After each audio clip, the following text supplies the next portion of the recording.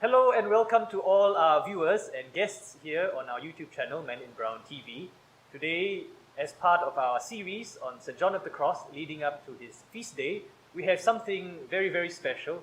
As you notice today, I'm dressed a little bit differently, not in my Carmelite habit today, because our guest for today is extra, extra special. I believe this is the first time that a bishop is appearing face-to-face on our YouTube channel. So we welcome Bishop Mylo of the Diocese of Pasig. Yeah. Welcome, Bishop. Yeah, thank you for inviting me. Thank you. Thank you.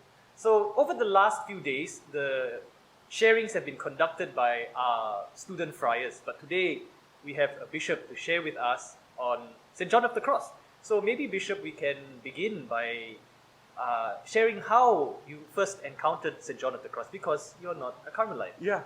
Well, anyway, what actually happened was when I was in seminary formation, that was in the mid-1980s, my formator was a Jesuit. He already passed away.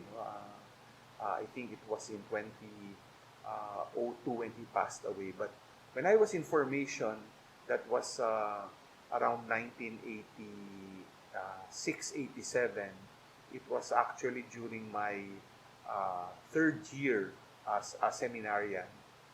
This Jesuit formator asked me to report on the works of Saint Teresa of Avila. He asked me to read the Interior Castle. No? So, I did not know anything about Teresa of Avila, the Interior Castle. When I held that book and started reading, oh my God, I was really overwhelmed. I did not know how to wrestle with that book. No? But as I went along, I read it a couple of times and I did the report. I found it was very helpful to my spiritual life, given also the 7 mansions, the 7 dwelling places, that would be a guide to my own prayer life. No? So, I just wondered why a Jesuit priest would recommend a work of a Carmelite. No? It's very interesting. We were also into the Ignatian exercises. Yes. No? So, since I already started then, no, I realized that part of our course would not only be about Saint Teresa of Avila, but John of the Cross, no? And then I started reading some of his works, and I do not know whether you know the late Father Thomas Green, S.J. I have heard about him. him. He writes a number of books also about Teresa of Avila and John of the Cross about prayer. So what happened was, I was taking then, after seminary formation, my licentiate in sacred theology in Loyola School of Theology. It was still affiliated to Furen Catholic University in Taiwan. It was then that I decided I would be writing on something written by both Teresa of Avila and John of the Cross. That's why it was about spiritual direction. Then I dug deep into the works of these two Carmelite Spanish mystics. May I ask you, Bishop, when this priest in seminary gave you this assignment of Teresa of Avila, may I ask what course was this? Because it is relatively unusual. Now I'm in seminary, and I think we have never been asked.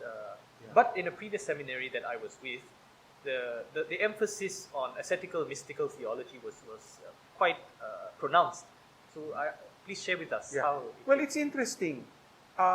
We were starting Holy Apostle Senior Seminary, and this Jesuit formator of ours designed courses on spirituality that included one whole course only on Saint Teresa of Avila and John of the Cross. Oh, that is amazing. Because we have a course on Ignatius of Loyola, on the spiritual exercises, but he included that, and he used that as a very good guide not only to prayer, but also for us senior seminarians undergoing this process of midlife passage.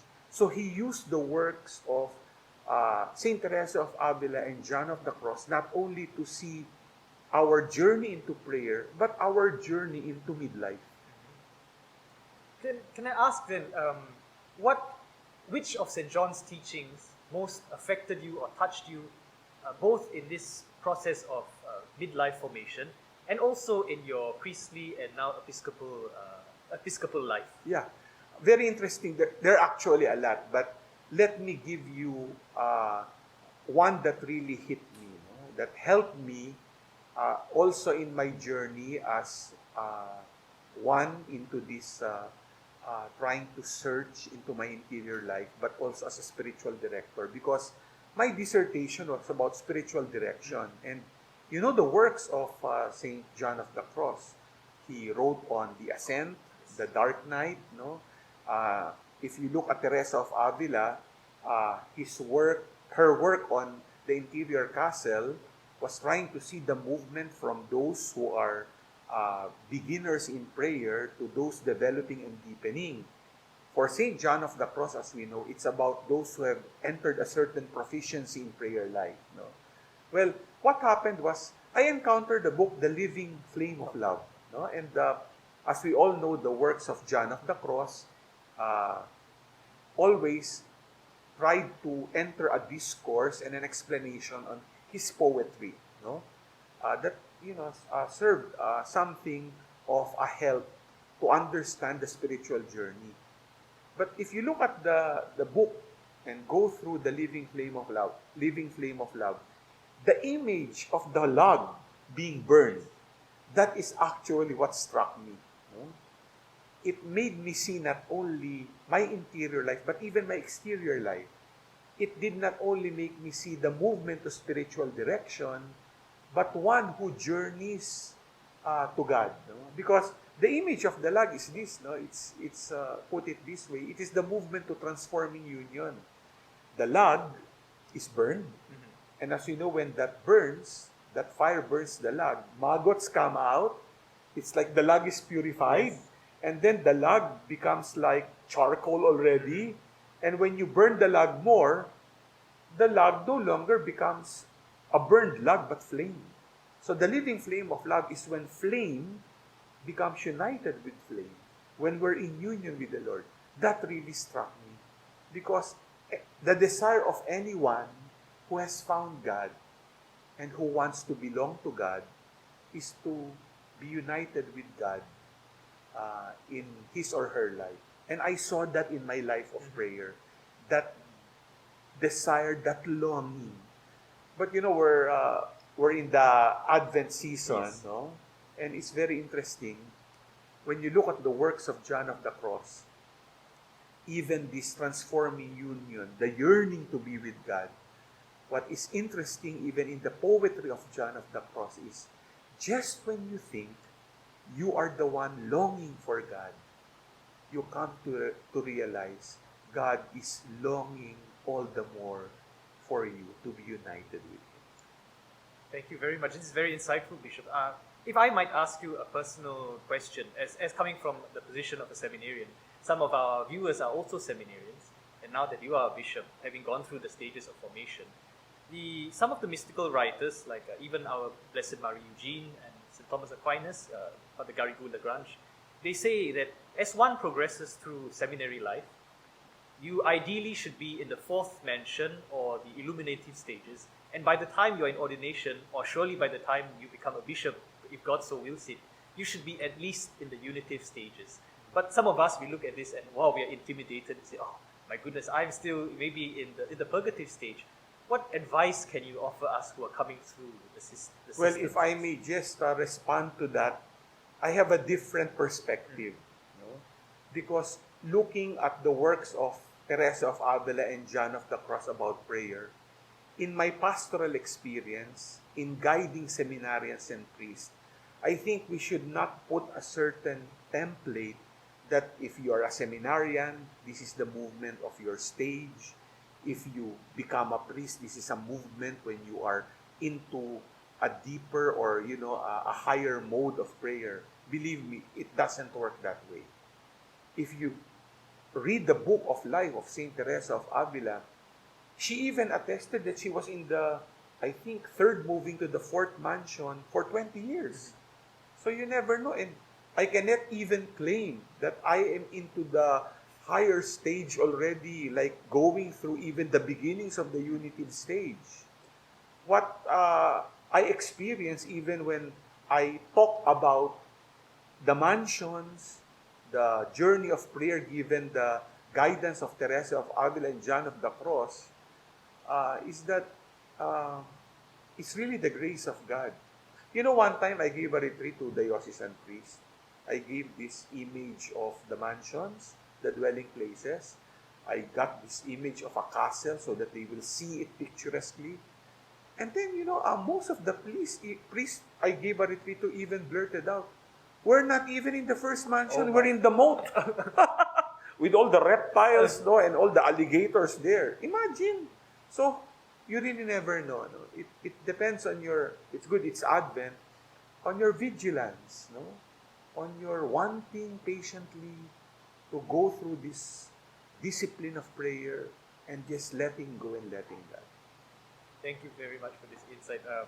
I'm sure it will be very useful for us who are information to take this on board and not to maybe pace ourselves accordingly. And I suppose now is the time to address the subject of our time. We are in now this time of pandemic of COVID-19. What can St. John of the Cross offer us in this time? Because sometimes people think, John of the Cross, he is up there, in the clouds, this life of mysticism. How can it be for us who are here on the ground now facing the trials of this current period that we're in? So as we all know, here we have undergone 8 months or so of this pandemic, and it will linger on. We have gone through the devastating effects of the superstorms. I go back to the image of the living flame of love, the log. So I like to see this as an experience of if one is really vigilantly in prayer, going through a purification process, a dark night, no?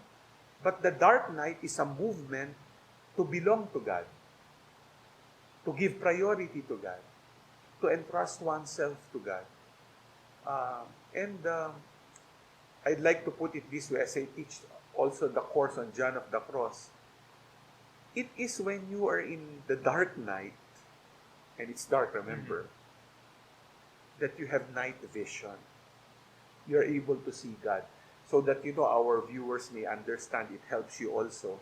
I'm fond of watching suspense thrillers also, and movies, where, they have elite soldiers, Yes, remember, with the night goggles, and they do their attacks usually during the night.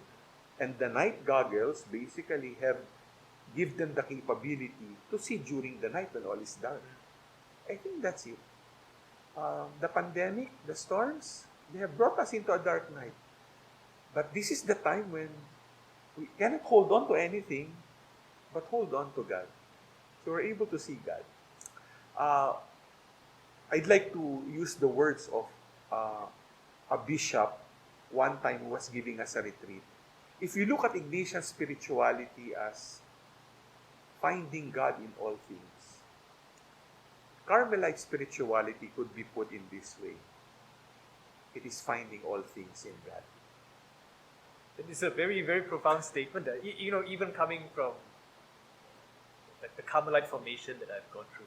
So that's why it's good, we have guests who are outside of Carmel sometimes, because they give us refreshing insights into our own spirituality sometimes. So thank you very, very much, Bishop, for your time with us. We have, I think, come to the allotted time of our interview. Unfortunately, we don't have like an hour's time to be with Bishop Mylo. So we really thank him and for his time and